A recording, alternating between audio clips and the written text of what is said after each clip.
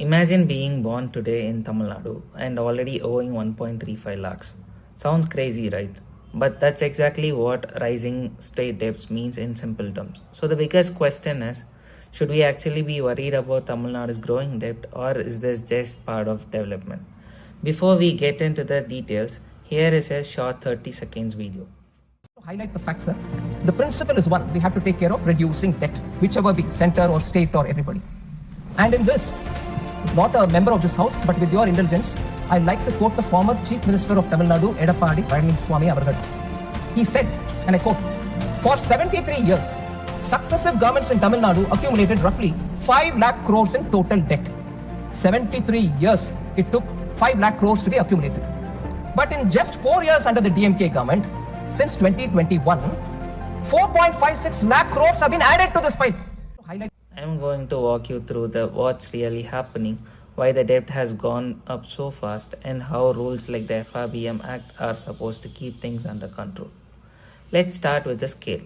Tamil Nadu's total debt has crossed 10.5 lakh crores. That number is so big it's hard to imagine.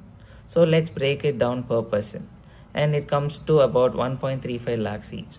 And this isn't a slow growth. A huge chunk of this debt has been added just in the last few years, which is why it's getting so much attention. And Tamil Nadu isn't a small player here. It's consistently among the top states in terms of total debt and as well as total revenue. In just a few years, the debt has gone from about around 5.7 lakh crores to almost 9.6 lakh crores. Even when you compare it to the size of the economy, what we call GSDP, it's around 30%. That's higher than what experts usually recommend. So clearly something significant is happening. So what actually caused this? First, the COVID. During the pandemic, government income dropped, fewer taxes, less business activity, but at the same time, spending shot up. Healthcare, relief packages, support for people. So naturally, the government has to borrow more. Second, the welfare schemes.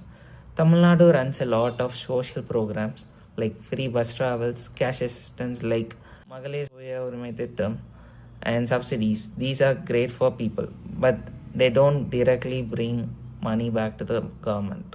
Third is the developmental projects. Things like metro, roads, water systems, they are long-term investments, but they are often funded by borrowing. And finally, interest. Old debts doesn't just disappear. Government had to keep paying interest, which sometimes means borrowing again, and it goes as a cycle. This is exactly why the FRBM Act exists. Think of it like a financial rule book for government. It basically says, don't let your debt and deficit go out of control. For states, the idea is keep the debt around 25% of the economy and keep fiscal deposit around 3%.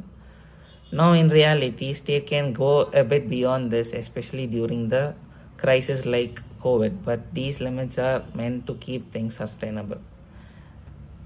In fiscal year 2025-26, the revenue deficit is around 50,000 crores, which is actually an improvement compared to the last year. So the question now is, how do we further reduce this burden?